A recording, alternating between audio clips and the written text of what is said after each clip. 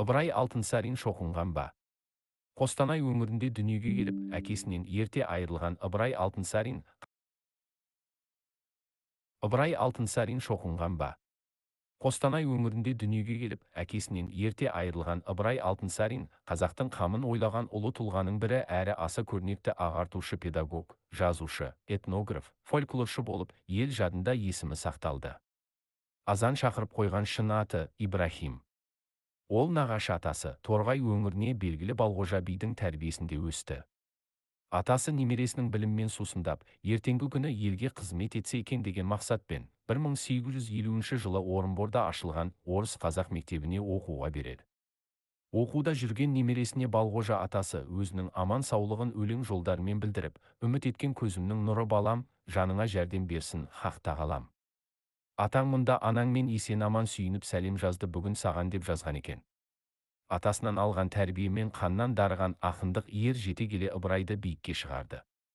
Кел, балалар, оқылық деген өлеңі талай қазақ баласының көкірегін оятып, ғылым білімге үндегені аян. Осы өлең жолының басы бір Аллаға сыйынып деп басталып, кел, балалар оқылық деп жалғасын табуының өзі ақиқатты аңғартып тұрғандай. Қазақ халқының бір туар шоқ жұлдызы, педагог ағартушы Ыбырай Алтынсариннің 50-ге жетер-жетпес аз ғұмырында орын алған діни танымы жайында бірер сөз қозғай кеткен жөн болар. Өмір жолын ұстаздықпен ұштаған Ыбырай Алтынсарин бар ғұмырында мектеп ашып, қазақ педагогикасының негізгі іргетасын қалады. Білім ісінің ұйымдастырушысы бола жүріп, талай қазақ баласын ілімге қызықтырып, тәрбиемен де шұғылданды. Торғай бекінісінен 1864 жылы өзі ашқан мектепке жатып оқитын 14 қазақ баласын қабылдағанына қатты қуанып, осы істері жайында профессор Ильинскийге хат жолдап, онда Ыбырай былай деп жазады. Осы жылы қаңтардың 8-ші күні менің көптен күткен арманым орындалып, мектеп ашылды. Оған 14 қазақ баласы кірді, бәрі де жақсы, есті балалар. Қазақтар мектепке балаларын беруге ынталы екенін көрсетіп отыр. Оларға ең алдымен мемлекеттің заңын үйрет деп өтініш жасап жүр. Сондағы ойлары кейін олардан законшіктер, демек өсекші шенеуніктер шықсын дегені ғой. Олардың көздегені осы. Мен әзірге оларға бұл жөнде еш нәрсе айтқан жоқпын. Мен балаларды оқытуға қойға шапқан аш қасқырдай өте қызу кірістім. Кейін парақор болып шықпаулары үшін оларға адамгершілік жағынан әсер етуге бар күшімді салып отырмын. Ыбырай Алтынсарин аталған хаты арқылы өскелең жастарды тек біліммен шыңдап қана емес, сонымен қатар оларды адалдыққа, өзгенің ала жібін аттамайтындай әділдікке, қоғамға пайдасы тиер адамгершілікке тәрбиелеудің мән маңызын білдіруде. Ағартушы педагог патша үкіметінің халықты діннен бездіру саясаты басталған уақытта тіршілік кешті. Мұнысына қарамастан мұсылманшылықты өзіне мұрат етіп, қарымды қаламынан туған өлеңмен де ислам дінін насихаттай алды. Рас сол заманғы озбыр саясаттың бір ұшы, қазақты тілінен, дінінен мәңгүрт ету болды. Аталған сұмпайы саясаттың әрекеті қазақтың өз қолымен жасалынғаны олар үшін олжадай еді. Тіпті дін атын жамылған миссионерлер бет бейнесін жасырып, қара халықтың қолымен от көсеу арқылы өз мүдделеріне қол жеткізуді көздеді. Маңайласы бар олар орыс алфавитін қазақ мектептеріне енгізе отырып, өз мақсаттарын ұдайы насихаттап бақты. Алайда ұлы ұстаз Ыбырай Алтынсариннің тәлімдік мектебінен түлеп шыққан жас өрендер алған білімдерін айлакер миссионерлердің мүмкіндігін емес, қазақтың болашағын бекемдеуге қолданды. Тіпті Ыбырай Алтынсаринді өз қазағына жау жасамақ болып, кеңес дәуіріндегі педагогикалық әдебиетте оның ислам дініне қарсы, атеист етіп көрсету пікірлері де айтылған. Өйткені бұл атеистік идеология үшін ауадай қажет болатын. Ильинскийге жазған бір хатында Ыбырай, күлсеңіз, күле беріңіз, мен кейбір оқытудан бос уақыттарда оларға ресми түрде молда болып та қоямын, сөйтіп, оларға дін тарихынан білгенімді айтып, оған басқа да пайдалы және түсінікті әңгімелерді де қосып айтамын деп келтіреді. Тіпті сол ақай заманның өзінде Алтынсарин орыс қазақ мектептерінде жүргізілетін діни тәрбиеге жеңіл қарамай, оған ерекше мән берген. Өзгенің өктемдігінің жүруіне қарсы болып, қазақ жастарының санасын бөтен діннің насихатымен улауға жол бермеді. Жоғарыда отырғандарға мектепте дін сабағы оқылатын кезде, қазақ балаларына жеке діни тәрбие берілуі қажеттігін алға тартып, бұл жөнінде талап та қойған. Ыбырай Алтынсариннің Катаринскийге жазған хаты осыны айғақтайды. Онда былай дейді: сізге өте бір қайғылы хабар білдіруіме тура келіп отыр. Біздің Бессонов Александр Григорьевич сірә есінен айырылған болар деймін. Өйтпесе оның өз оқушыларына істеген сорақылықтарын басқаша түсіне алатын емеспін. Бақсам, ол оқытушылар мектебінің 3 және 4 кластарында оқытушылардың қарсы болуына қарамастан, бір ай бойы Інжіл мен оның парыздарын уағыздай бастапты. Осының нәтижесінде, бір жағынан ол оқушыларға өшігіп, қатал қарай бастайды да, екінші жағынан оқушылар оқудан бас тарта бастапты. Тіпті ол шәкірттерін залым деу сияқты сөздерге дейін, және оларды кластан желкелеп шығаруға дейін барыпты. Орыс мұғалімінің қазақ балаларына Інжіл мен оның парыздарын уағыздағанын естіп, оған өзінің қарсы екенін білдіріп, ренішін осылай хатпен жазып жеткізген.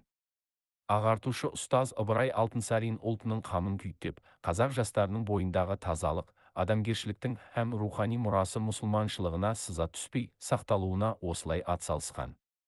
Тағы да сол кезеңдегі қазақ жастарына жасалған миссионерлік әрекет. Красноуфимск қаласындағы ауыл шаруашылық мектебінде оқып жүрген бір топ қазақ шәкірттеріне қайшы әрекеттер жасалады. Бұл олардың наразылығын тудырады. Мұны естіп ызаланған Ыбырай өзінің досы Катаринскийге былай деп хат жазады: тағы бір наразылық, яғни қазақ оқушыларының наразылығы Красноуфимскіде ауыл шаруашылық мектебінде туып отыр. Мұның себебі мұсылман дәстүрін мүлде елемеу, яғни шошқа етін асып беру, оқушыларға шошқа бақтыру, орыс балалармен бірге ғибрат еткізу деседі. Мұның бәрі де ұнамсыз нәрсе ғой. Сондықтан әзірше іс насырға шаппай тұрғанда, сонда барып оқушыларға түсіндіріп, наразылықты жойғым келеді. Ал егер қажет болған жағдайда директордың өзімен де сөйлескім келеді. Алтынсарин қазақ балаларына христиан дінін зорлап үйретушілерге үзілді кесілді қарсы болды. Сондай-ақ мектептерде дін сабағының өту мүмкіндігін пайдаланып, қазақ балаларының діни танымын дұрыс қалыптастыру әрі жастардың дін жөніндегі түсініктері теріс бағытқа кетпеу үшін мұсылманшылдықтың тұтқасы «Шариатул Ислам» атты оқулық жазып, 1883 жылы Қазан қаласында бастырған. Кітаптың кіріспе сөзінде Алтынсарин: дін қарындастарымыз, бізге ең әуелі керегірек іс сол, әуелі білмек керек немен мұсылман болатынымызды.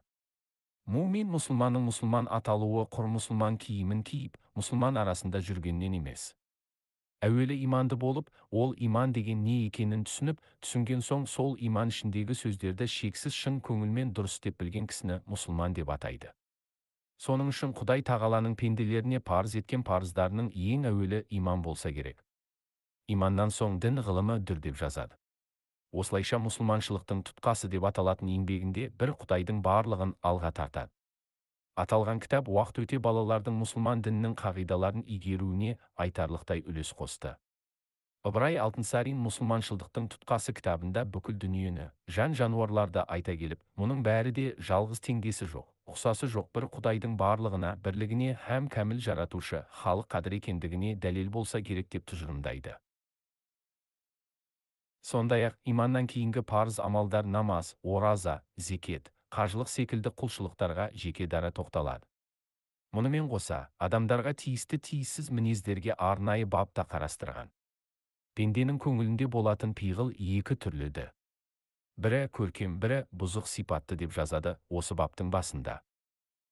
Жарандар, дүниеде ешкім мәңгі тұрмайды. Аз уақыт дүниеде қонақ хисабында тұрып, жаман пиғылды, жаман құлықты болып, ахиретіңізге не жанға, не денеге пайдасы жоқ нәжіс ұстап қайтпаңыз. Адам баласы бұл дүниеге ахирет деген түпкілікті орнында қорек ету үшін азық жия шығарылған Құдай тағаланың мақлұғы болса керек. Дүниеде таза мінезбен қайырлы істер істеп ахиретке қайтсаңыз, сол өзіңіздің жиып қайтқан жақсылықтарыңыз ахиретке бірге баратын дәулеттеріңіз деп жаман мінезден сақтандыра отырып, көркем мінез арқылы ақырет табысына қол жеткізуге болатындығын баян етеді. Енді Құдай басыма не салса да мен күшімнің жеткенінше туған еліме пайдалы адам болайын деген негізгі ойымнан, талабымнан еш уақытта да қайтпаймын деген Ыбырай Алтынсарин соңғы сәтіне дейін патша әкімдерінің отарлау, қазақтарды орыстандыру, тіпті шоқындыру саясатына барынша қарсылық білдіріп, өзінің ұлт жандылығымен халқына өшпес мұрасын қалдырды. Сонау уақыттары кеңес үкіметінің жүргізген 70 жылдық құдайсыз дәуірі қазаққа теріс ықпалын тигізіп, асыл діннен едәуір ажыратқаны мәлім. Алла бұйыртып, халқымыз тәуелсіздік алып, мәңгілік егемендігіне қол жеткізді. Сол егемендіктің алғашқы жылдары Алтынсариннің қаламынан туындаған мұсылманшылдықтың тұтқасы атты еңбегі халқымызға елеулі қызмет жасады деп айтуға болады. Осы еңбек дінімізбен қайта танысуымызға айтарлықтай жол ашты. Еңбектің өшпей, күні бүгінге дейін жалғасуы бабамыздың дінге деген жанашырлығы мен шын ықыласының жемісі болар. Ыбырай атамыз діннің мұраты үшін жазған кітаптың кіріспесінде оқығандар хайыр дұғаларынан қалдырмағай деп жазған. Олай болса, Алтынсарин атамыздың өмірінде орын алған діни танымынан ғибрат алып, Алладан елге жасаған тынымсыз еңбегінің сауапты һәм ақырет үшін жемісті болуын тілейік. Қайырбек Отызбаев, Мүфтият Кезет сайтынан алынды.